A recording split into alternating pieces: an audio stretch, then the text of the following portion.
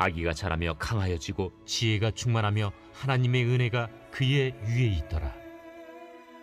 그의 부모가 해마다 유월절이 되면 예루살렘으로 가더니 예수께서 12살 되었을 때 그들이 이철기의 관례를 따라 올라갔다가 그 날들을 마치고 돌아갈 때에 아이 예수는 예루살렘에 머무셨더라. 그 부모는 이를 알지 못하고 동행 중에 있는 줄로 생각하고 하룻길을 간 후 친족과 아는 자 중에서 찾되 만나지 못하매 찾으면서 예루살렘에 돌아갔더니 사흘 후에 성전에서 만난즉 그가 선생들 중에 앉으사 그들에게 듣기도 하시며 묻기도 하시니 듣는 자가 다 그 지혜와 대답을 놀랍게 여기더라. 그의 부모가 보고 놀라며 그의 어머니는 이르되 아이야, 어찌하여 우리에게 이렇게 하였느냐? 보라, 내 아버지와 내가 근심하여 너를 찾았노라. 어찌하여 나를 찾으셨나이까? 내가 내 아버지 집에 있어야 될 줄을 알지 못하셨나이까? 그의 부모가 그가 하신 말씀을 깨닫지 못하더라. 예수께서 함께 내려가사 나사렛에 이르러 순종하여 받드시더라. 그 어머니는 이 모든 말을 마음에 두니라. 예수는 지혜와 키가 자라가며 하나님과 사람에게 더욱 사랑스러워 가시더라. 할렐루야. 우리 신실하신 주님의 이름을 찬양합니다. 우리 놀라우신 하나님 앞에 우리 감사와 찬양과 영광의 큰 박수 올려드리겠습니다. 세일을 행하신 주님의 이름을 찬양합니다. 할렐루야. 할렐루야. 오늘 우리의 예배가 하나님 한 분을 높이는 은혜가 있게 되기를 축복합니다. 우리 다시 한번 주님 앞에 우리 감사와 영광의 박수 올려드리겠습니다. 주님만을 높이는 예배, 주님만을 예배하는 거룩한 은혜가 우리 가운데 있게 하여 주시옵소서. 할렐루야. 우리 하나님의 은혜 가운데 한 몸이를 우리 포드의 성도들 한번 바라보시면서요, 또 영상으로 예배하는 글로벌 포드 식구들을 향해서도 우리 한번 따뜻한 사랑과 격려와 축복의 박수를 보내도록 하겠습니다. 네, 옆에 분에게 한번 이렇게 메리 추석이라고 한번 이야기해 주시죠. 네. 네, 여러분 명절 잘 보내고 계신가요? 네, 이런 명절 연휴에 드려지는 예배는요, 제가 예배 전에 중보자들에게 굉장히 각성제를 많이 먹입니다. 뭐 이렇게 자양강장제, 바카스 뭐 이런 거를 얘기하는 게 아니라요, 영적인 긴장감을 상당히 많이 요구해요. 왜냐하면 이렇게 연휴 중에 드려지는 예배는요, 여느 모두에서 예배가 출발합니다. 보통 여러분 연휴 때 굉장히 많이 드시잖아요. 네, 먹을 수 없을 때까지 드시고 더 이상 잘 수 없을 때까지, 이제 허리가 아파서 잘 수 없을 때까지 좀 쉬시면서, 그래서 그런지 예배에조차 영적인 허기를 가지고 나오기 쉽지 않습니다. 그래서 이 예배적 갈망이 가장 결여된 예배가요, 바로 이런 연휴 중에 드려지는 예배입니다. 저는 오늘 이 연휴의 모두를 우리가 거스르고 함께 타는 목마름으로 주님 예배할 수 있는 거룩한 은혜가 저와 여러분 가운데, 그 뜨거운 은혜가 저와 여러분 가운데 있게 되기를 주님의 이름으로 축복합니다. 오늘도 우리 함께 영적인 심호흡을 했으면 좋겠는데요, 우리 들숨과 날숨으로 깊이 있게 한번 호흡하면서 우리의 영혼육 가운데 주님의 사랑을 깊이 받아들이고, 그 사랑의 힘으로 우리 안에 있는 모든 두려움과 연약함, 모든 걱정과 근심을 몰아내는 것이죠. 다시 한번 깊이 호흡을 들이마시고 주님의 보혈을 우리의 영혼육 가운데 받아들이고, 그 보혈의 능력으로 우리 안에 있는 모든 교만과 악함과 육신의 모든 연약한 질병을 끊어내는 것입니다. 뱉어내는 것입니다. 오늘 또 새로운 호흡으로 역사하실 하나님 앞에 성령이 바람과 같이 하나님이 영이 수면에 운행하시듯 우리의 영혼육, 우리의 모든 삶을 덮으시는 귀한 은혜가 있게 되기를 주님의 이름으로 축원합니다. 여러분이 왕자의 깨미라는 소설이 있습니다. 미국 드라마로 기획되어서요, 국내에 상당히 많은 팬덤층을 가지고 있는 것으로 알고 있는데요, 이 시즌마다 평균 1000만이 넘는 역대 최고의 시청률의 드라마라고 합니다. 제가 예전에 교육자들과 함께 식사하는 자리에서요, 이 왕좌의 게임이라는 소설이 가지고 있는 그 방대한 갈래들을 들으면서 감탄을 한 적이 있었어요. 굉장히 특이한 점이요, 누가 주인공인지를 파악하기가 어렵다고 하더라고요. 그래서 드라마로 기획될 당시 이 데이비드 베니오프와 와이스가 이 소설의 원작자인 이 조지 마틴에게 찾아가서 드라마 제작에 대한 허락을 받는데요. 장장 5시간이나 이어진 그 드라마 미팅이 끝날 무렵 조지 마틴이 한 질문을 던졌다고 해요. 당신이 생각할 때 이 소설의 주인공이 누구인 것 같습니까? 라는 질문이었어요. 그러니까 마지막 관문과 같은 결정적인 질문이었는데요. 감독이 그 주인공을 맞췄어요. 그러니까 이 이야기를 깊이 있게 이해해야 알 수 있는 핵심을 알고 있었던 것이죠. 아무리 많은 수많은 인물들이 뒤엉켜 이 사건을 전개시키고 복잡한 갈래들이 있다 해도 지금 이 극을 이끌어가는 가장 중요한 인물이 누구인지를 파악할 수 있어야 원작자의 의도와 방향을 따라 그 작품을 이끌어갈 수 있기 때문이에요. 그러니까 이 대답을 듣고 조지 마틴이 드라마 제작을 허락하게 됩니다. 여러분, 저는 오늘 여러분에게도 이 질문을 던져보고 싶습니다. 여러분의 인생의 주인공은 누구입니까? 여러분 그 정답을 알고 계세요? 우리의 인생에서도요, 다 파악하기 어려운 삶의 방대한 갈래들과 수많은 사건, 상황, 관계들이 존재합니다. 그렇기 때문에 우리가 우리의 인생을 바르게 이해하고 온전하게 세워가기 위해서는요, 그 가운데 누가 이 인생의 이야기를 이끌어가는 진짜 주인공인지를 알아야 해요. 우리의 삶을 누구 중심으로 해석해야 할 것인가? 누구를 중심으로 재편해야 하는가? 이 질문에 대한 답이 명확하지 않을 때 여러분, 우리의 삶은요, 방황하고 낭비됩니다. 오늘 우리가 함께 읽은 본문 속에 이 마리아와 요셉은 이 질문에 대한 답을 놓친 채로 굉장히 당황스러운 사건을 경험하게 됩니다. 과연 그들의 여정 속에서 가장 중요한 주인공은 누구이며 이 답을 갖지 못할 때 일어나는 문제들이 무엇인지를 우리 함께 살펴보기를 원하는데요. 자, 우리 41절에서 42절 말씀을 같이 한번 읽어보도록 하겠습니다. 시작.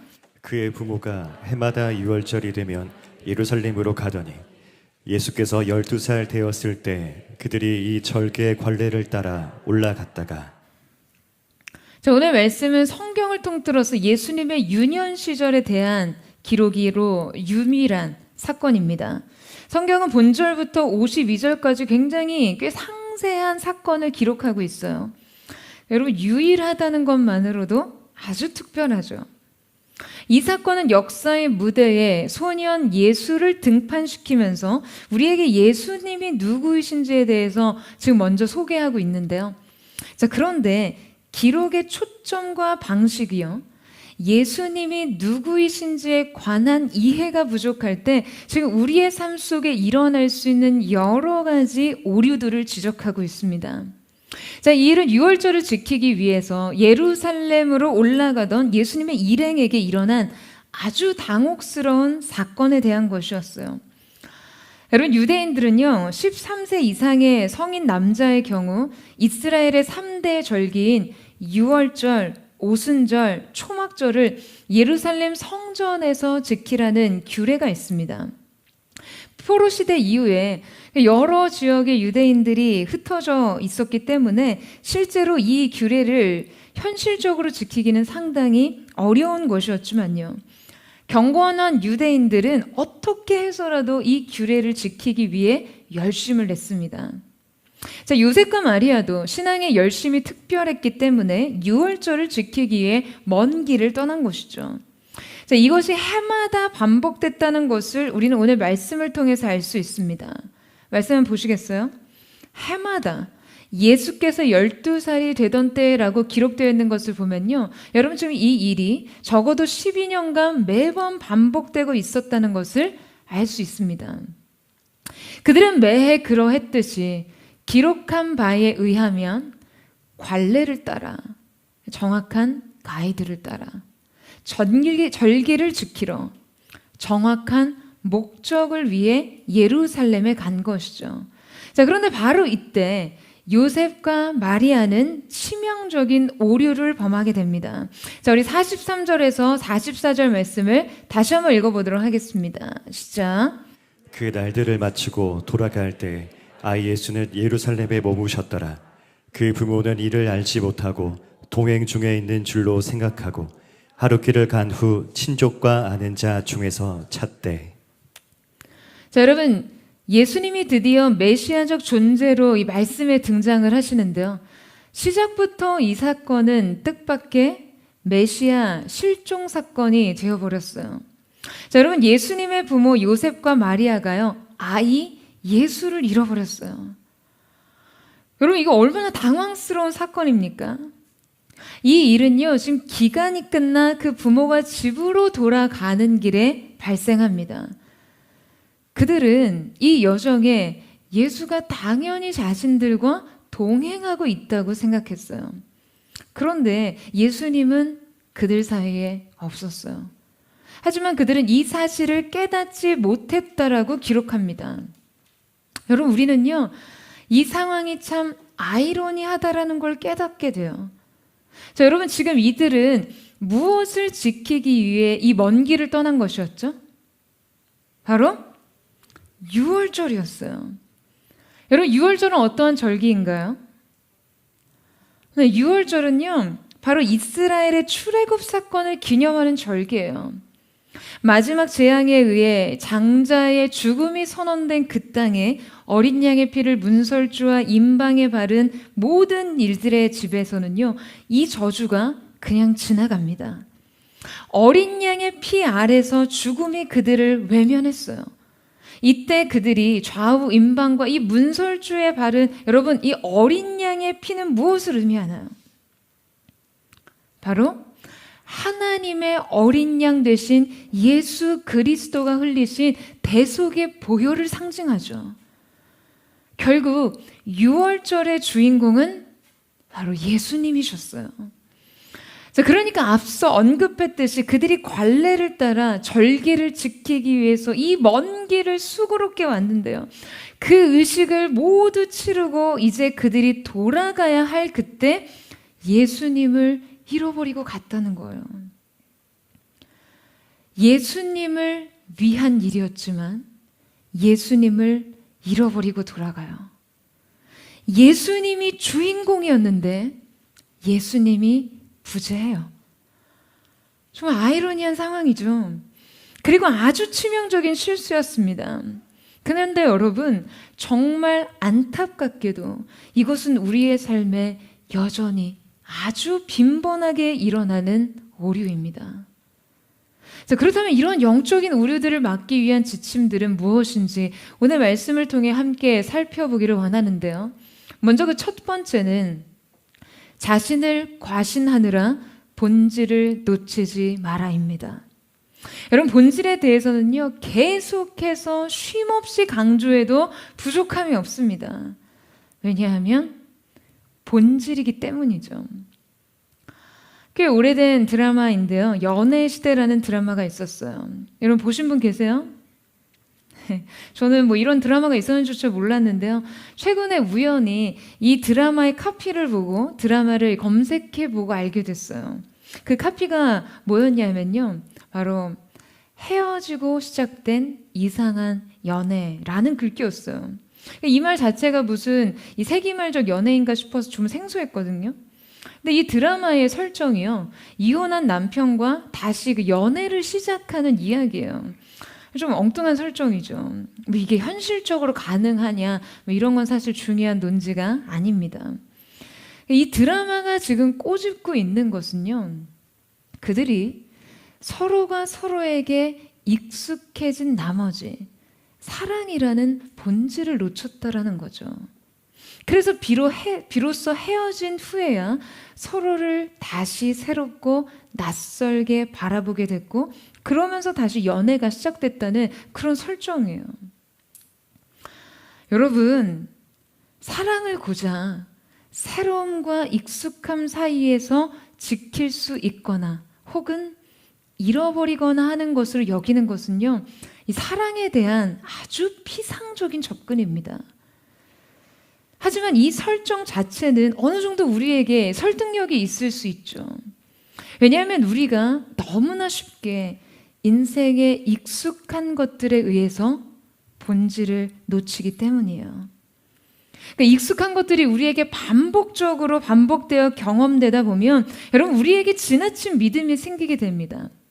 그러니까 어느 순간부터 다가오는 것들을 예측 가능한 것들로 여기면서 생생한 관심을 기울이기보다 이미 자신에게 형성된 습관과 매뉴얼과 노하우를 따르게 되어 있어요. 이러한 관성은 특별히 어떠한 일에 대한 완성 후에 가장 빈번하게 발생하게 되는데요. 자, 오늘 본문 속의 요셉과 마리아도 12년이나 아니 어쩌면 훨씬 이전부터 반복되어 온 이 절기의식을 모두 완수한 후에 이러한 치명적인 실수를 저지르게 됩니다. 43절에 언급된 그날들을 마치고 돌아가는 때라는 의미는요, 이 유교절과 무교절을 지키는 니산월 14일에서 21일에 이 일주일간의 규례를 모두 다 준수했다라는 것을 보여주는데요. 자, 여기서 이 마치고로 번역된 원문 테레이 오산토는요, 완전히 성취하다, 완성하다 라는 뜻을 가지고 있어요. 자, 그러니까 이 일주일의 절기를 온전히 구별해서 준수해 지켰다는 것이죠. 그러니까 아마도 그들의 의식 안에는요, 이제 다 됐다라는 생각이 있었을 거예요. 이 경험의 완수 끝에 그들은 그저 자신의 행동의 패턴을 따를 뿐 예수님과의 관계의 집중력을 완전히 잃어버렸습니다. 여러분, 우리는 언제나 이때를 주의해야 합니다. 바로 완성의 때 말이에요. 왜냐하면 우리는 종종 이 완성의 다음 단계에서 태도의 결핍이 드러나기 때문입니다. 우리가 자신이 이뤄놓은 어떤 성취에 안주하고 반복되는 완료형들의 일들 속에서요, 점점 내 안에 많은 경험적 데이터들이 쌓일 때 그 다음 단계에서 여러분 우리에게 쉽게 태도가 결핍됩니다. 이 태도의 결핍이라는 것이요, 그 어떤 외적인 역경과 시련보다도 여러분 우리의 내부에 훨씬 더 강력한 적입니다. 왜냐하면 외적인 장애물은요, 오히려 우리의 태도를 강화시키거든요. 영적으로 우리를 각성시키거든요. 그러면 우리는 쉽게 이 장애물을 장악하고 돌파하고 넘어설 수 있어요. 하지만 어떠한 일에 대한 완성이 있고 나서는 자신에 대한 지나친 믿음이 생기면서 여러분 이때 바로 태도의 기본값이 흔들리게 됩니다. 저는 일본의 최고 경영인인 이 마스다 무네야키의 책을 보면서 그의 경영 원리에 이렇게 많이 감탄하곤 하는데요. 제가 목회를 하면서 저의 태도를 점검할 때도 이 책을 가끔 들여다봅니다. 그의 책의 수많은 경영 사례 중에 2호점이 실패하는 이유에 대해서 언급한 내용이 나오는데요. 이 마스다는 2호점이 실패한다는 징크스를 수없이 많이 봐왔고 경험했다는 거예요.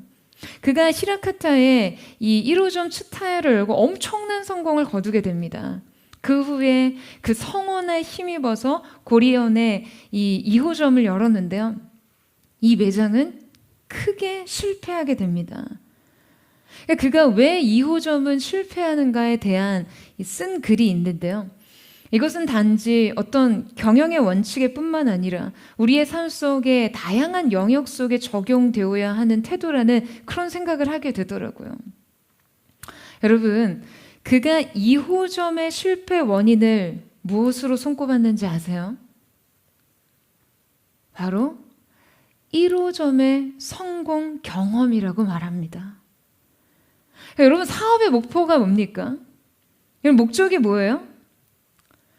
고객을 만족시켜서 계속해서 상품을 소비하게 하는 것이죠. 그러니까 처음에 1호점을 딱 만들었을 때는요, 시장 조사를 하고 경쟁점을 조사하고 진짜 고객의 기분이 되어서 그 고객의 각도에서 매장을 기획하고 설계하게 됩니다.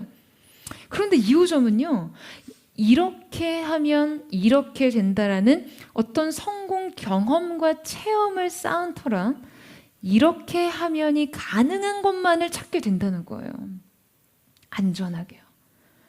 보통 2호점을 기획할 때 고객의 기분과 고객의 입장과 고객의 각도에서 이 매장을 만드는 과정을 밟는 것이 아니라 그저 성공 패턴을 똑같이 하나 더 그리려고 한다는 거예요. 그렇게 되니까 고객의 마음에 다가가지를 못하게 됩니다. 고객이 느끼는 감동, 고객이 느끼는 불편, 고객이 느끼는 만족에 대한 이 민감도가 현저하게 떨어지게 되는 것이죠. 그래서 결국은 고객에게 외면당하게 되는 거예요. 경험에 대한 과신 속에서 본질을 잃어버리는 것이죠. 여러분, 그것이 문제의 핵심입니다. 여러분, 제가 이 글에 크게 공감하는 것은요, 제가 목회를 하면서도 가장 경계하고 지향하는 지점과 맞닿아 있기 때문이었어요. 여러분, 이 원칙은 우리가 부흥을 추구할 때도 마찬가지로 적용될 수 있습니다. 저는 마치 한 경영인이 자신의 경영 원칙들에 따른 성공 사례들을 정리해 놓듯이 어떤 부흥의 사례들을 놓고 이야기하는 것 자체를 너무나 경계합니다. 한때 청년 부흥에 대해 많은 질문을 받았어요. 하지만 정작 그때에는요, 이 부흥이라는 말조차 입에 담기가 굉장히 조심스럽더라고요. 그 부흥이라는 말을 입에 담는 순간 그곳이 나의 경험과 사례로 전락해 버릴까 봐 두려웠어요. 우리가 그걸 정의 내리고 인정하는 순간 마치 전적으로 하나님으로부터 온 것들이 우리의 결과물이나 소유가 되어버릴까 봐 그것을 가장 경계하게 되더라고요. 그래서 저는 저의 영적 관리 체계에서는요, 그런 경험은 잊을 수 있다면 잊는 게 낫습니다. 여러분, 최대한 잊어야 돼요. 여러분, 이것은 어떤 은혜에 대한 감사하지 말라는 것이 아닙니다. 그 기억이 우리에게 자주 독이 될 수 있기 때문이에요. 부흥의 사례가, 그 경험이 우리에게 매뉴얼이 되고 노하우가 돼서 또 하나의 성공 패턴을 만들듯 또다시 부흥을 꿈꾸는 것. 여러분, 그것은 정말 우리가 절대적으로 경계해야 할 태도입니다. 여러분, 동의하세요? 여러분, 그렇다면 무엇을 꿈꾸고 무엇을 추구해야 할까요? 여러분, 우리는요, 오직 하나님의 영광을 꿈꾸고 다시 본질을 추구해야 합니다. 여러분, 아멘이세요? 끈질기게 이 본질로 돌아가야 해요. 본질은요, 매 순간 다시 영으로 돌아가 부흥을 갈망하는 것 외에 없습니다. 그리고 그 갈망을 기도의 구체성으로 표현하는 것뿐이에요. 여러분, 기도는요, 무엇을 얻어내기 위한 수단적인 행위가 아닙니다. 기도는 태도일 뿐이에요. 하나님에 대한 우리의 본능적 겸손의 표현이요. 아멘이세요? 하나님께 모든 것이 달려있다는 그분의 주권에 대한 인정으로 가장 능동적인 의존, 곧 믿음의 태도를 드리는 것이죠. 절대적으로 하나님 중심의 삶을 인정하는 태도인 것이에요. 여러분, 고객을 위해 존재하면서 정작 고객에 대한 공감 능력은 완전히 잃어버린 채로 고객과 연결되지 못하고 결국은 존재 이유조차 잃어버리는 그 경영의 실패처럼요. 우리가 예수님을 위해 존재하면서 정작 예수님과의 동행의 능력은 완전히 잃어버린 채로 예수님과 연결되지 못하고 결국은 존재의 이유조차 잃어버리는 이 영적인 실패를 해서는 안 됩니다. 여러분, 아멘이세요?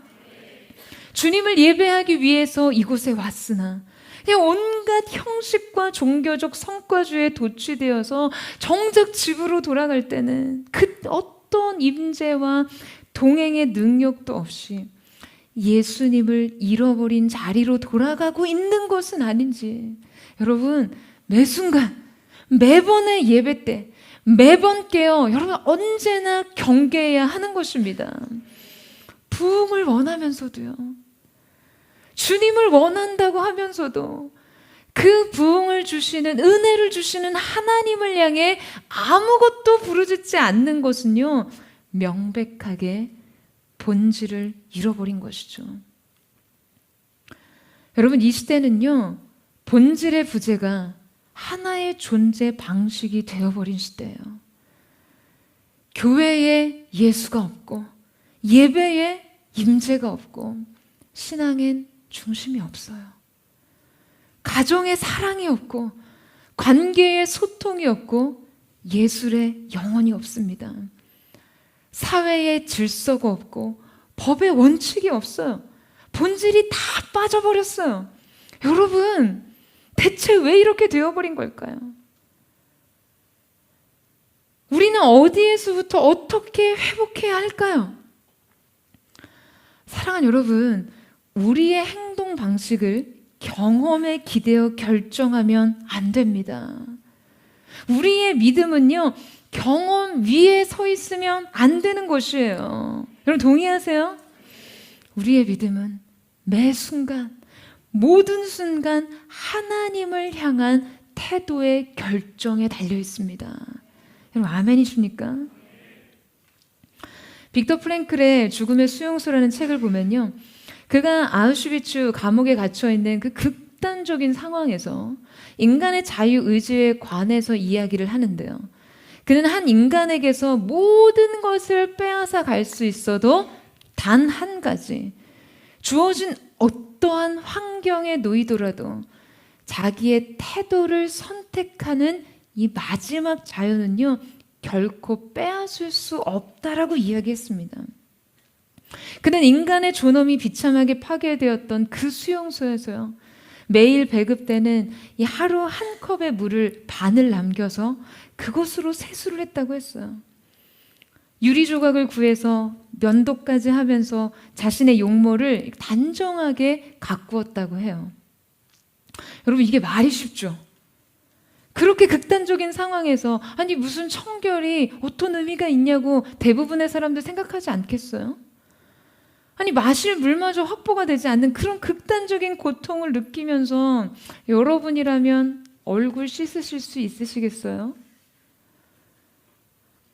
여러분 탐험가 헨리 스탠리는요, 끔찍한 더위와 맹수들과 싸우면서 이 밀림에서 사람들을 구조했는데요, 이렇게 한 치 앞도 알 수 없는 참혹한 아프리칸 밀림에서 여러분 그를 지켜준 것은요, 아침 면도였다라고 고백했습니다.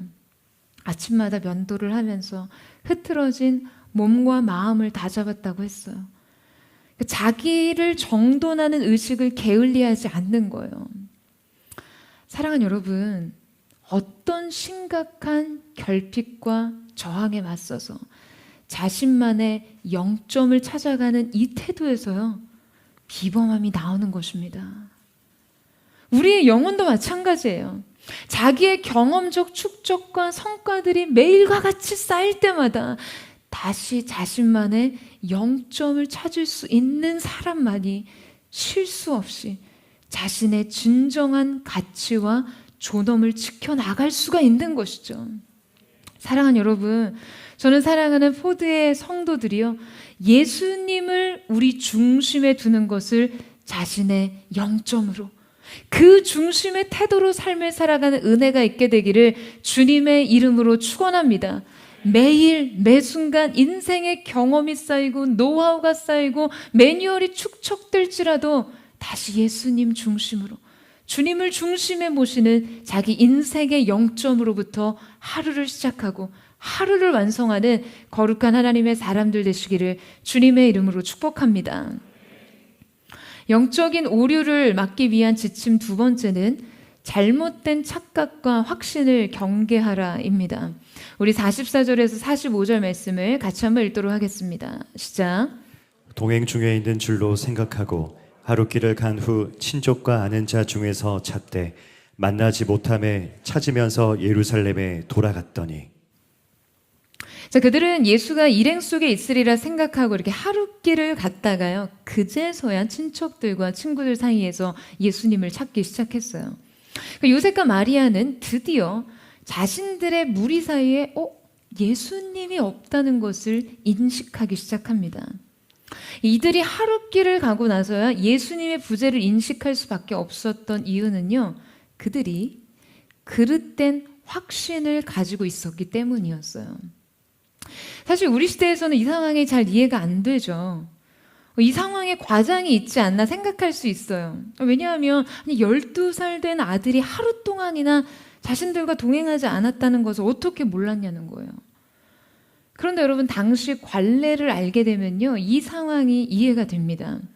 그 당시 유대인들은 이 유월절을 지키기 위해서 예루살렘으로 오고 갈 때요, 사람들은 안전을 위해서 친족 단위로 무리를 지어 움직였습니다. 생각해 보세요. 예루살렘까지 KTX 타고 가는 거 아니잖아요. 여객기 타고 가는 거 아니거든요. 그들은 도보로 거친 들판과 산길을 따라 예루살렘까지 오고 가야 했어요. 자, 그때 친족 단위로 남자는 남자끼리, 여자는 여자끼리 무리를 지어서 이동을 했습니다. 자, 그러니까 지금 이 상황에서 요셉은 예수님이 엄마 마리아 편에 있을 거라고 여겼고요, 마리아는 아빠 요셉 편에 있을 거라고 여긴 거예요. 그런데 하룻길을 가서 어떤 지점에서 서로 만났을 때 서로의 일행 가운데 어디에도 예수님이 없다는 사실을 깨닫게 된 것이죠. 여러분, 그들은 분명 책임감 있는 부모였어요. 그들이 부모로서 하룻길을 가는 동안 예수님에 대해서 전혀 떠올리지 않았다는 것은요, 말이 되지 않습니다. 예수님은 지금 보호가 필요한 나이니까요. 분명 그 요셉과 마리아에겐 어떤 의심의 순간이 있었을 거예요. 하지만 그 의심은요, 마땅한 돌봄과 관심으로 향하지 않고 책임의 유보와 잘못된 확신으로 이어졌습니다. 고 이어령 박사님께서 글을 쓸 때 언제나 세 가지 순서를 반복하며 스토리를 만들어 내신다고 말씀하셨어요. 그것은요, 관심, 관찰, 관계였습니다. 이 세 가지 기본적인 행위의 반복에서 창조적인 것이 나오는 거예요. 관심에서 시작하면 관찰이 되고요, 관찰을 하게 되면 그 대상과 나와 상호 밀접한 관계가 생기는 것이죠. 그러니까 여러분, 지금 요셉과 마리아에겐 예수님에 대한 관심이 부족했습니다. 관심이 부족해서 지속적이고 집중적인 관찰로 이어지지 않았고, 그래서 결국 예수님과의 관계가 가장 헐거워진 시점과 지점을 만나게 된 것이죠. 사랑하는 여러분, 주님을 끝없이 추적해야 해요. 주님께 날마다 여러분의 마음에 관심을 두셔야 돼요. 주님과 계속해서 연결되어야 합니다. 여러분, 아멘이세요? 이 관심의 부족과 더불어 이들이 예수님을 잃어버렸던 또 한 가지의 이유는요, 잘못된 확신을 선택해서였습니다. 예수가 안 보이네? 요셉 일행 가운데 있겠지. 좀 불안한데 마리아의 사람들과 같이 있겠지. 요셉과 마리아는 예수님이 일행 중에 있다고 믿고 싶었어요. 그 믿음 안에서 안도하고 싶었어요. 여러분, 우리에게도요, 종종 위기의식이 찾아올 때가 있습니다. 자신에 대한 합리적인 반성과 의심이 찾아올 때가 있어요. 그런데 보통 우리는 그럴 때 우리가 그저 무리들 가운데 있다는 적당한 안도감에 안주하곤 합니다. 누구나 자신이 다수 속에 포함되어 있을 때 안정감을 느끼거든요. 그저 일행 가운데 갈 길을 가고 있다는 것만으로 자신에게 불쑥불쑥 찾아오는 의심과 불안을 잠재웁니다. 여러분, 이것은요, 긍정이 아닙니다. 잘못된 확신과 착각인 것이죠. 매주 예배 생활하고 있으니까, 규칙적인 경건 생활과 섬김도 하고 있으니까 우리는 당연히 우리 안에 예수님이 계실 거라고 착각합니다. 우리 사역팀에 예수님이 계실 거라고 믿어요. 우리의 셀에 예수님이 계실 거라고 확신합니다. 우리의 가정 안에요. 여러분, somewhere, nowhere입니다. 막연한 기대와 희망을 여러분 믿음이라고 착각하지 마세요. 바로 지금 이곳에 주님과 연결되어 있을 때만이 여러분 우리의 믿음은 보장될 수 있는 것입니다. 여러분 아멘이세요? 사랑하는 여러분, 우리는요 착각에 빠져 살면 안 돼요. 우리가 기대하는 것을 믿음이라고 여기는 그릇된 확신도 여러분 경계해야만 합니다. 매 순간, 모든 순간 우리 주님께 깊은 관심을 두고 그분과의 친밀한 사귐과 동행 속에서 우리의 삶의 여정을 걸어가는 것이죠. 여러분, 오늘 이것이 바로 여러분의 삶의 현장이 되기를 주님의 이름으로 축원합니다. 그릇된 확신과 안위를 버리고요, 여러분 영적으로 깨어 주님과의 동행을 이루는 거룩한 하나님의 사람들 되시기를 주님의 이름으로 축원합니다. 마지막으로 영적 오류를 막기 위한 지침 세 번째는요, 잃어버린 자리로 가라입니다. 우리 45절에서 47절 말씀을 함께 읽도록 하겠습니다. 시작. 만나지 못함에 찾으면서 예루살렘에 돌아갔더니 사흘 후에 성전에서 만난즉 그가 선생 중에 앉으사 그들에게 듣기도 하시며 묻기도 하시니 듣는 자가 다 그 지혜와 대답을 놀랍게 여기더라. 뒤늦게 예수님이 무리 중에 없다는 사실을 알게 된 이 요셉과 마리아는요 굉장히 놀라서 당황해서 예수님 찾기 시작합니다. 그들은 하루길을 가는 동안 예수님을 잃어버렸는데요, 예수님을 다시 찾기까지는 무려 사흘을 이리저리 헤매야 했어요. 여러분, 그들에게 이 사흘의 시간은 어떠한 시간이었을까요? 이 시간은 요셉과 마리아가 예수님에 대한 잘못된 인식을 가지고 있음을 알게 해주는 시간입니다. 여러분, 그들은요 분명 자신들이 있는 장소부터 예수님이 있을 법한 곳을 역추적하며 돌아다녔을 거예요. 여러분, 우리가 사소한 물건을 하나 잃어버려도요 시간을 거슬러 올라가 나름의 개연성을 가지고 그 물건이 있을 법한 곳을 추적해내잖아요. 제가 이번 안식 주간에 휴가로 제주도를 갔다가요 태풍에 아주 호되게 당했어요. 이 숙소를 두 곳으로 나눠서 지냈는데 마침 태풍이 지나갈 때 머문 두 번째 숙소가 이 독채 건물이다 보니까 좀 위험하겠더라고요. 그래서 이 태풍이 본격화되기 시작하기 전에 안전한 장소로 이동해서 숙소로 옮겨야겠다 하는데 그날 제가 차 키를 잃어버린 거예요. 도무지 있을 법한 장소를 다 찾아봐도 보이질 않는 거예요. 아니, 역대급 태풍이 온다는데 안전한 장소로 이동은 해야 하는데 여러분 차를 버리고 갈 수는 없잖아요. 게다가 제 차도 아니에요. 렌트를 했는데 너무 난감하더라고요. 아무리 찾아도 없어서 나중에 시간을 더듬어가며 제가 차 키를 둘 만한 데를 정말 묵상하듯이 역추적을 해봤어요. 그랬더니 번뜩 한 곳이 생각이 나더라고요. 차 키는 바로 제 우비 호주머니에서 나왔어요. 그냥 무의식적으로 그냥 그 비닐 우비에 넣어둔 것이죠. 여러분, 작은 물건을 찾더라도요 우리의 무의식까지도 고려해서 어떤 확률과 개연성을 추적하게 됩니다. 다 나름의 이유가 있어요. 다 나름의 흐름을 고려하는 거예요. 근데 여러분 생각해 보세요. 여러분이 부모라면요 아이를 잃어버렸을 때 그냥 막 아무 데나 막 뛰어다니시겠어요? 그러시면은 곤란해요. 아니죠. 일단 아이가 가볼 만한 데를 가겠죠. 처음에 그들은요 친척들과 친구들 사이에서 예수님을 찾았습니다. 하지만 그곳엔 예수님이 없었어요.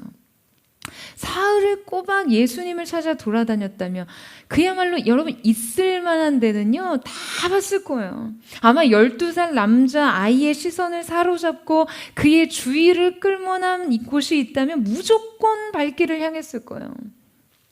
여러분 하지만 그 4일의 시간은 온전히 낭비된 시간이었습니다. 어디에서도 예수님을 찾을 수가 없었어요. 왜일까요?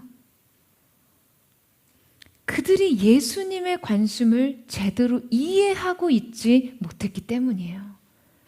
요셉과 마리아가 예수님을 잃어버린 것을 깨달았을 때 예수님이 누구이신지를 이해했다면, 그래서 예수님이 있어야 할 곳에 발길을 먼저 움직였다면요, 예수님이 어디 계셔야 하는지를 깨달아 알았다면, 예수님의 관심을 공유하고 예수님이 선호하시는 것을 정확하게 이해했다면 여러분 아마 그들은 성전부터 갔을 거예요. 여러분 그들은 사흘 동안 엉뚱한 곳에서 예수님을 찾았습니다. 그리고요 느낄 필요 없는 절망을 느꼈어요. 얼마나 간절한 마음으로 아들의 이름을 불렀겠어요. 얼마나 애가 타서 곳곳을 찾아 헤맸겠습니까? 여러분 요셉과 마리아는 사흘 만에 드디어 성전에서 비로소 예수님을 마주합니다. 그들은 예수님을 발견하고 놀랐어요. 막 반가움에 놀라기도 했지만요, 지금 마리아가 예수님을 부르는 말에는 놀람과 안도와 책망의 그 복잡한 감정이 표현되어 있어요. 여러분 보통 부모들도 일단 잃어버린 아이를 발견했다면 막 그냥 소리를 지르고 부둥켜 안고 울다가 갑자기 원망과 그 서러움과 막 울분이 막 나는, 열불이 나는, 그래서 등짝 스매싱을 날리면서 화를 내서 이 아이로서는 너무나 혼란스러운 행동을 하잖아요. 나를 발견해서 좋은 건가? 아니면 지금 나한테 화를 내고 있는 건가? 아이 입장에서는 혼란이에요. 그런데 요셉과 마리아의 놀람에는요, 성전에서 발견한 아들의 모습에 대한 놀람도 포함되어 있었습니다. 불과 12살이었던 예수님이 예루살렘의 최고의 율법학자들과 당대 최고의 석학들과 성경 토론을 하고 계셨어요. 그들의 놀람에는요, 예수님의 존재에 대한 재발견도 포함되어 있습니다. 지금 4일 만에 성전에서 다시 재회한 아들이 그냥 너무 태연하게 성전에 머물고 있는 모습뿐만 아니라 이스라엘 최고의 석학들이 넋을 잃고 감탄하던 예수님의 영적, 지적 통찰에도 그냥 너무 놀랐던 거죠. 그런 찰나에 예수께서 한술 더 떠서 대답하십니다. 49절 말씀을 같이 한번 읽어보겠습니다. 시작. 예수께서 이르시되 어찌하여 나를 찾으셨나이까? 내가 내 아버지 집에 있어야 될 줄을 알지 못하셨나이까 하시니. 여러분 지금 예수님께서는요, 내가 아버지의 집에 있어야 하는 게 너무 당연한데 왜 그러냐라는 거예요. 여러분 예수님의 이 답변이 우리에게는 뭐 그렇게 충격적이지 않을 수 있지만 당시 유대 문화에서는 결코 익숙하지 못한 표현을 사용하시기 때문에 지금 요셉과 마리아에게는 상당히 충격적인 발언이었어요. 그것은 바로 아버지에 관한 표현인데요. 구약 성경 39권 가운데 하나님을 아버지로 표기한 것은요, 불과 14회 정도이고요. 이것도 문서상의 표기일 뿐, 여러분 언어로 하나님을 아버지로 호명하지는 않았거든요. 그러니까 12살 소년이던 예수님께서 하나님을 당당하게 아버지라고 관계적 차원으로 부르고 계신 것과 예루살렘 성전을 아버지의 집으로 표현하신 것 자체가 굉장히 충격적인 발언이었던 것이죠. 여러분, 예수님께서는요, 지금 아주 의도적으로 자신의 육신의 부모에게 이 인식의 충격을 주고 계신 거예요. 여러분 우리가 어린 시절에 자주 듣던 그 무서운 이야기에서 이런 소름 끼치는 말 있잖아요. 내가 아직 네 엄마로 보이니? 여러분 기억나세요? 소름 끼치죠. 여러분 지금 예수님이요 이런 비슷한 말씀을 하고 계신 거죠. 아버지 어머니, 제가 그저 아버지 어머니의 아들로만 보이시나요? 여러분 이 답변은 요셉과 마리아에게 자리 잡은 예수님에 대한 근본적인 인식을 뒤집는 말씀이셨습니다. 자신에 대한 잘못된 존재 인식을 확인시키고 계신 거예요. 자, 이 답변에는요, 내가 누구인지 알았다면 나를 찾아서 그런 방황과 헛수고를 할 필요가 없었다는 말까지도 포함시켜 있는 것이죠. 사랑하는 여러분, 이 답변은 오늘날 우리에게도 주님께서 건네고 계신 말씀이에요. 너희가 인생에서 중요한 것을 잃어버렸다고? 본질을 되찾고 싶다고? 상실을 되돌리고 싶다고? 나와의 관계를 다시 시작하고 싶다고? 그러면 내가 누구인지부터 다시 생각해봐. 너희 인생에 내가 누구인지부터 다시 정립해봐. 여러분, 정확히 요셉과 마리아에게 예수님은 단지 그들의 육신적인 돌봄과 양육이 필요한 아들이 아니었습니다. 요셉과 마리아에게 예수님은요, 육신적으로는 아들이었지만 그분은 장차 그들의 유일한 구원이 되실 분이었어요. 요셉과 마리아도 이제 이것을 깨닫고 받아들여야 했던 것이죠. 여러분, 우리가요, 예배하러 그 많은 수고를 하면서도 주님을 섬기고 그 많은 일을 치르고도 정작 예수님을 잃어버리는 이유가요, 예수님이 우리에게 잘못된 존재로 서 계셔서 그래요. 우리가 그분을 구원자로 대하지 못합니다. 우리는 때로 우리가 우리 인생을 구원하려 해요. 내 열심으로 내 영혼을 구제하려 합니다. 내 특심으로 예배를 살린다고 생각합니다. 내 희생으로 교회를 세운다고 생각해요. 인생의 주인공이 누구인지 모르는 거예요. 교회의 주인이 누구인지 모릅니다. 엄청난 착각이에요. 아주 위험한 착각입니다. 여러분, 그렇게 생각했다가는요, 결국 예수님을 잃어버리고 찾지 못합니다. 사랑하는 여러분, 우리가 예수님을 다시 찾기 위해서는요, 우리가 인생에 잃어버린 것들을 다시 제자리로 되돌리기 위해서는요, 예수님이 누구이신지부터 다시 시작해야 합니다. 그분이 우리의 유일한 구원자 되신 분, 놀라운 지혜와 절대적인 주권위로 우리를 다스리시는 분이라는, 여러분, 이 진리 위에서 다시 시작해야 하는 것이죠. 여러분, 아멘이세요? 그 인식의 전환에서 우리는 다시 그분을 찾고 인생의 상실을 되돌릴 수 있는 것입니다. 잃어버린 모든 것들을 되찾을 수 있어요. 사랑하는 여러분, 저는 이제 이 질문에 대한 답이 분명하게 여러분에게 새겨졌기를 바랍니다. 여러분 인생을 이끌어가는 주인공은 누구입니까? 여러분, 이 답을 갖고 계세요? 삶의 여정 속에서 결코 잃어버리거나 놓쳐서는 안 되는 한 분 말이죠. 바로 예수 그리스도. 여러분, 그분 중심으로 여러분의 삶을 재편하십시오. 그분이 여러분의 인생의 이야기를 이끌어 가시도록 여러분, 주님을 다시 만날 수 있는 곳으로 달려가세요. 그 임재 현장에서 여러분의 인생에 잃어버린 모든 것들을 다시 회복하는 거룩한 회복의 시작, 회복의 능력, 우리 주님으로부터 시작되는 인생의 새로운 은혜의 계절을 열어가는 저와 여러분 되시기를 주님의 이름으로 축원합니다.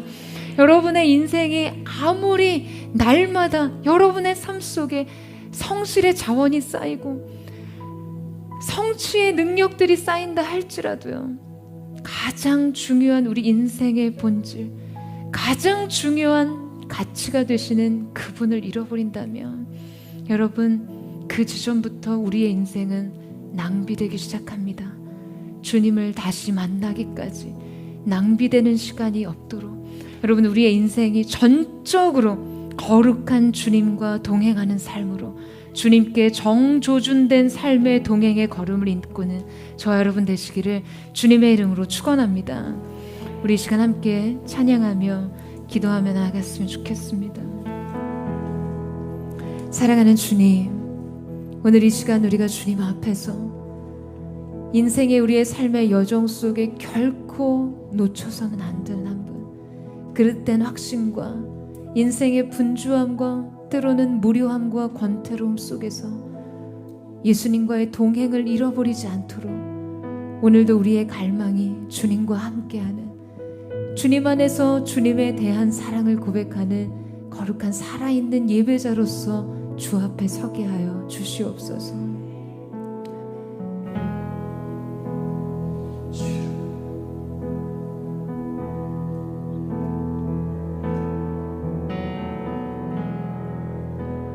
주의 장막에서 한 날이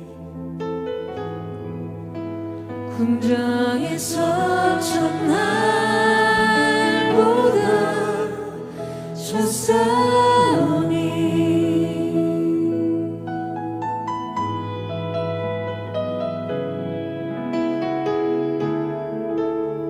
우리 주님 바라보며 우리의 마음을 드리는 하나님,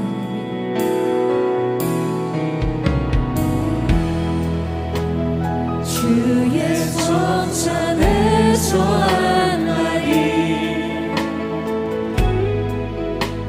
궁궐에서 첫날보다 졌사오니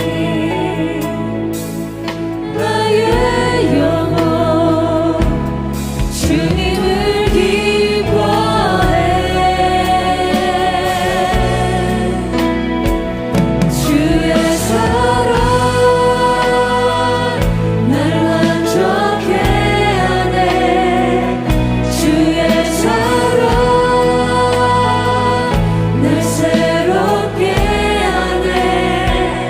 끝이 없는 주의 사랑만이 내 영혼 자유케 하시네. 주의 사랑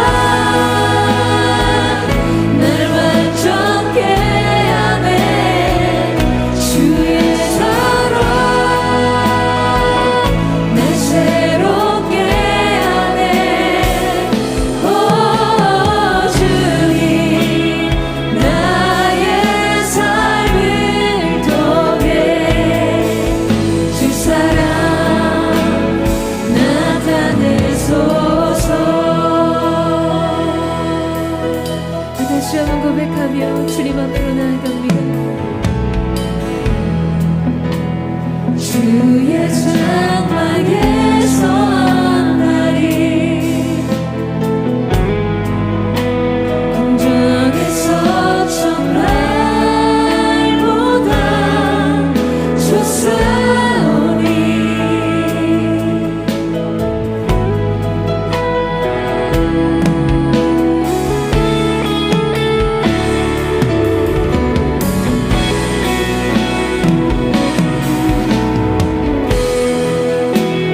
주의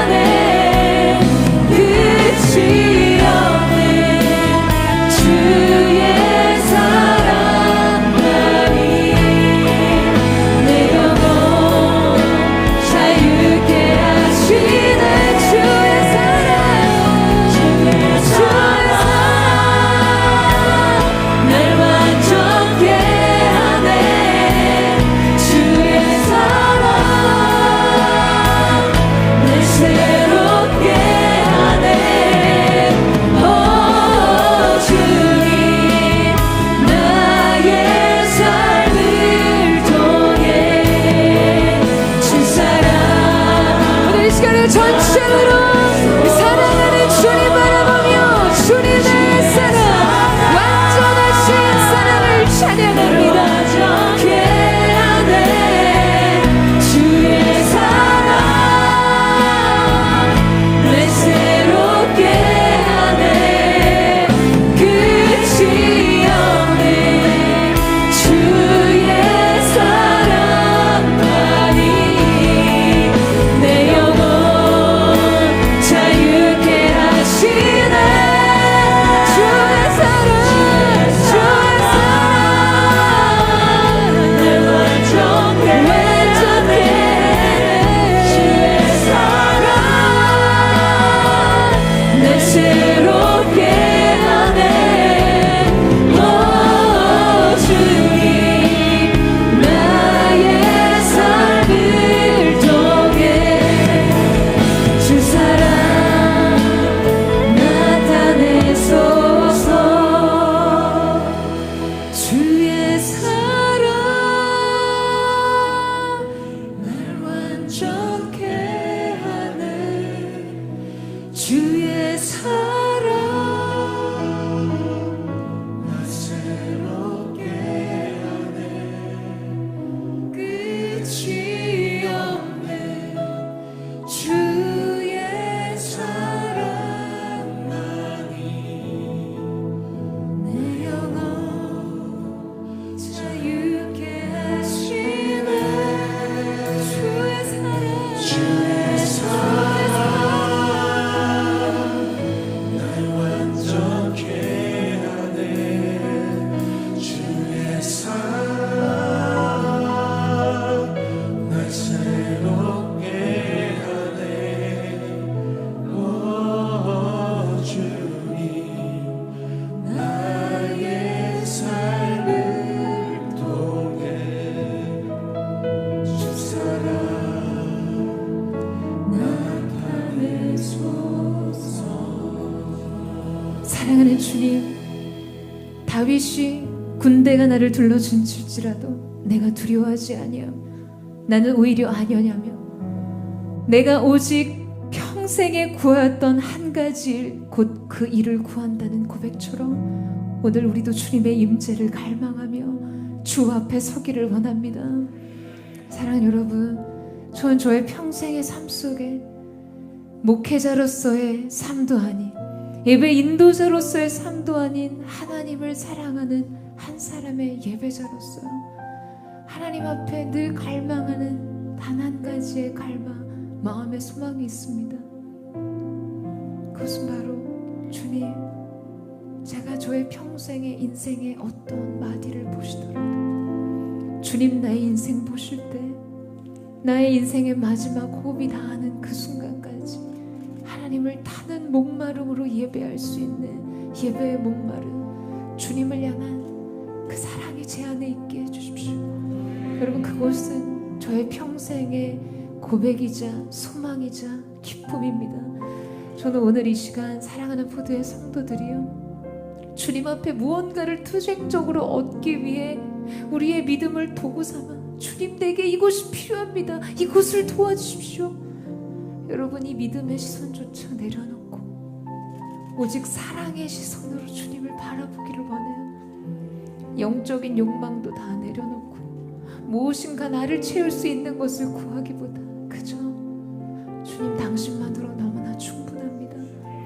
하나님을 향유하는 인생의 기쁨, 주님을 사랑하는 기쁨 안으로 우리 모두가 들어갈 수 있기를 원합니다. 주님, 이 마음을 회복시켜 주십시오. 주님을 타는 목마름으로 예배할 수 있는 중심이 주님 앞에 다시 드려지는 시간이 되게 하여 주십시오. 하나님의 임재로 모든 것이 충분하다는 다윗의 고백이 오늘 우리의 심령의 고백이 되게 하여 주시옵소서. 내가 구하였던 것 그 한 가지를 구하리니 그것은 내가 평생에 주님의 성전에 거하며 주님의 아름다움을 악망하게 하실 그것이라. 오늘 우리도 이 원피 우리의 영혼이 구한 한 가지를 하나님 앞에 구하며 나아가기를 원합니다. 주님의 동행의 기쁨, 임재의 비밀, 그 인생의 은혜의 밀도 안에서 살아가는 거룩한 하나님의 사람들로 다시 서게 하여 주시옵소서. 우리 전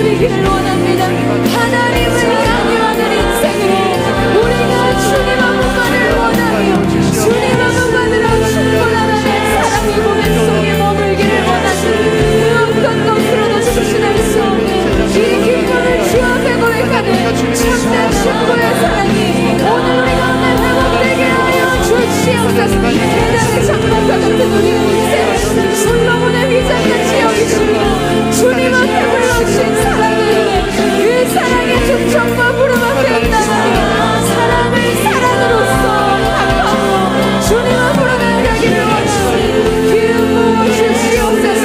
새로운 사랑의 능력이 되어 우리 가운데 하게 하여 주시옵소서.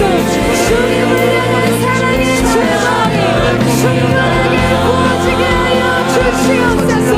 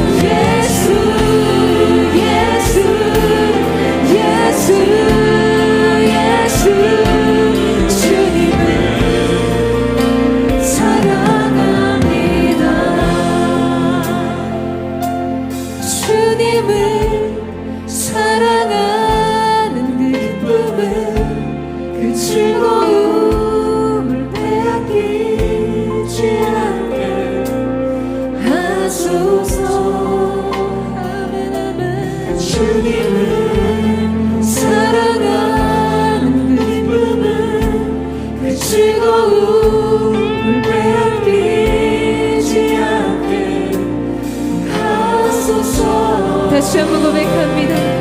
주님을 사랑하는 그 기쁨을 그 즐거움을 빼앗기지 않게 하소서. 주님을 사랑하는 그 기쁨을 그 즐거움을 빼앗기지 않게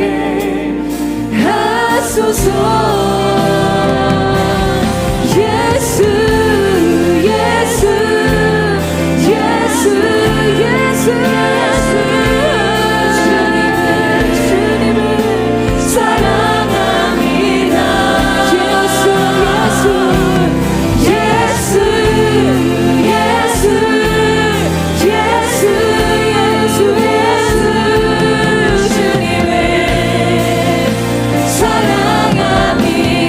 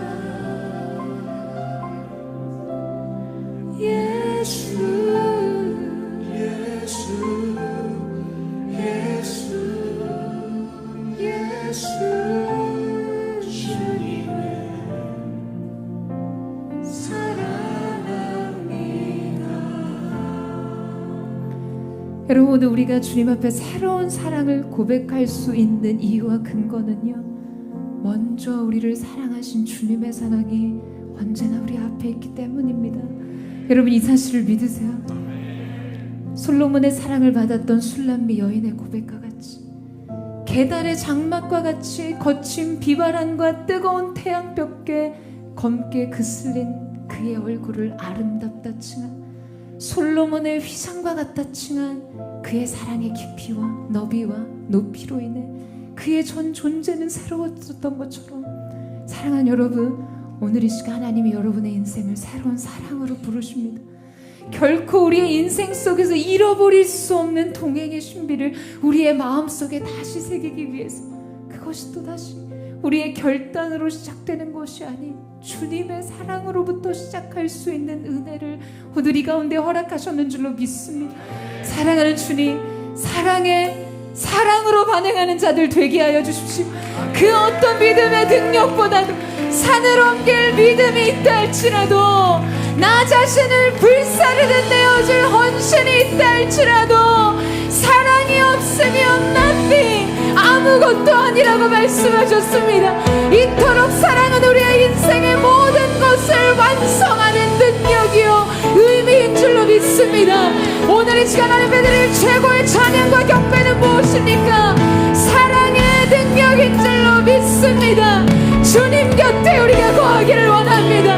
다른 어떤 필요가 아닌 주님 당신을 원합니다. 주님을 더욱 사랑하기를 원합니다. 우리 그만 고백하며 전심으로 주의 한번 부르짖고 우리 열심히 동성으로 기도하겠습니다. 주여, 사랑하는 주님, 사랑이 여기 있습니다. 우리를 부르시며 구속하신 아버지의 사랑으로 말미암아 우리의 인생을 솔로몬의 위장 같다 치듯이 얼룩진 우리의 인생을 존귀한 성전 되게 하신 하나님의 사랑으로 말미암아 그 사랑의 사랑을 응답하며 하나님 산을 옮길 만한 믿음이 있고 불사르는 나를 내어줄 헌신보다 앞서 주님을 향한 사랑의 고백으로 사랑하는 고도와 주님께로 서기를 원합니다. 주님을 더욱 사랑하기 원하는 이것이 우리의 고백입니다. 이것이 우리의 갈망입니다. 이것이 우리의 소망입니다. 새 사랑의 능력을 우리 가운데 부어주시고 주님의 올라오시는 내 역사가 나타나게 하여 주시옵소서. 아멘. 나의 사랑 날마다 도하네. 주 곁에 날 거하리. 주 곁에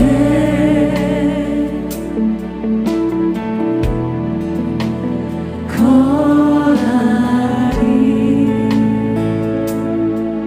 주 품에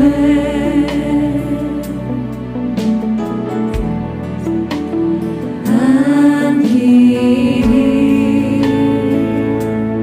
예수 나를 사랑해.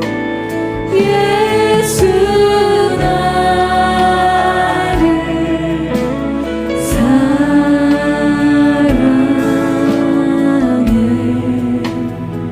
나 주께 모두 드리리. 나 주께 모두 드리리.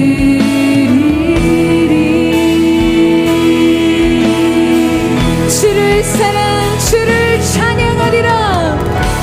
주를 사랑, 주를 찬양. 오직 내 할망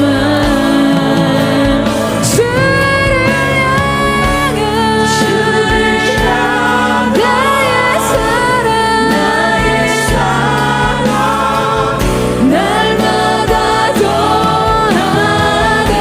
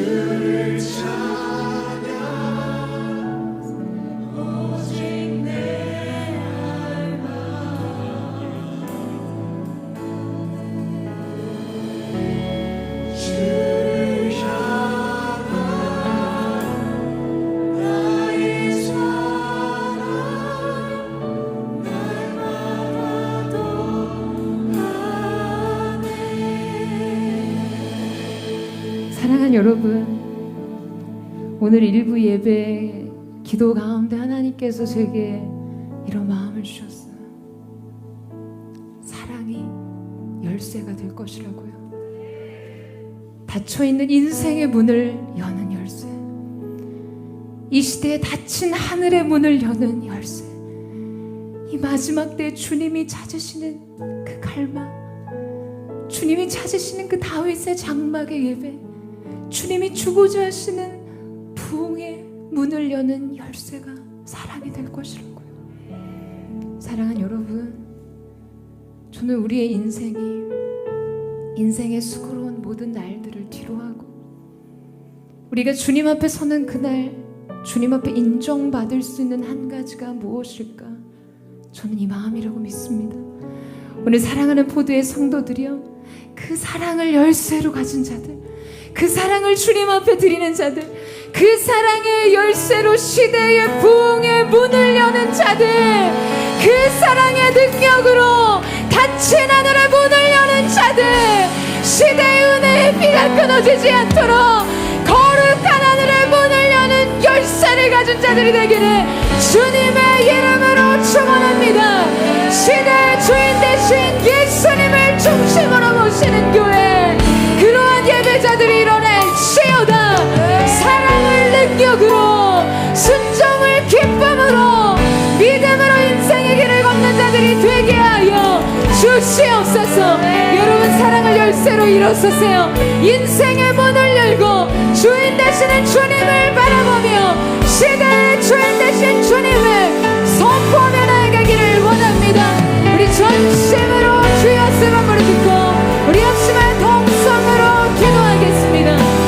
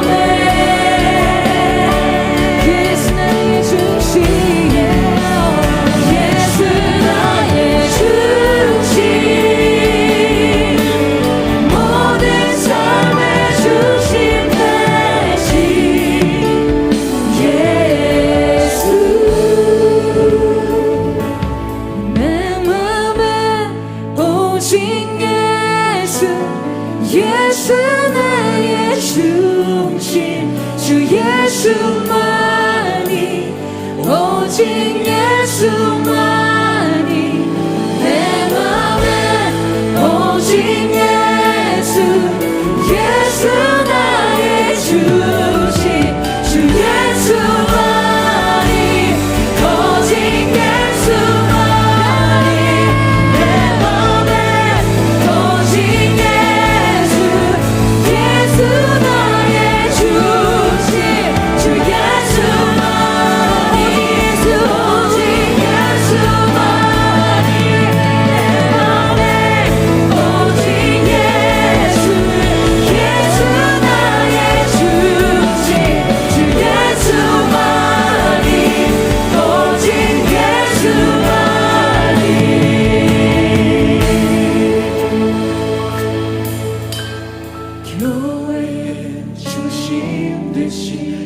예수 교회의 중심 되신 예수 다 무릎 꿇고서 모든 입술 주를 신나네 예수 예수 예수 예수 예수 예수 예수 내 맘에 오직 예수 예수 나의 중심 주 예수만이 오직 예수만이 내 맘에 오직 예수 예수 나의 중심 주 예수만이 오직 예수만이 내 맘에 오직 예수 예수 나의 중심 주 예수만이 오직 예수만이 우리의 중심 되신 주님 시대의 주인 되신 주님의 이름을 찬양합니다. 사랑이 닫힌 문을 여는 열쇠가 될 것이라 사랑이 시대 부흥의 문을 여는 열쇠가 되리라 이 시대에 닫힌 하늘의 문을 여는 열쇠는 사랑이 될 것이라 그 사랑을 주께 드릴 자 누구인가. 사랑하는 주님 오늘 이곳에 있는 부두의 성도들이 주님 찾으시는 그 사랑의 열쇠를 주 앞에 드립니다. 시대의 부흥의 문을 열고 닫힌 인생의 문을 열고 닫힌 하늘의 문을 여는 사랑의 열쇠를 가진 자들로 오늘 주 앞에 그 마음을 드리고자 고개 숙였습니다. 오늘 성령께서 이 가운데 오셔서 주님 오늘 우리 인생의 주인 되어주시고 주님께서 이끌어가시고 만드시는 삶의 예배가 이야기가 다시금 우리 가운데 시작될 수 있도록 주님 역사하시고 주님 함께하여 주시옵소서. 모든 것을 잃어버려도 주님을 얻을 수 있다면 우리는 모든 것을 얻은 자의 입을 선포합니다. 오늘 결코 가장 중요한 것을 잃어버리지 않는 자들로 주 앞에 서게 하여 주시옵소서. 우리가 우리의 주인을 기뻐합니다. 주님을 충건하며 나아갑니다. 거룩하신 주님 역사하시고 함께하여 주시옵소서. 오늘 그렇게 우리의 삶 가운데 세일을 행하신 주님 이 시대의 주인 되신 주님의 이름을 찬양하며 감사드리며 살아계신 예수님의 이름으로 기도드립니다. 아멘.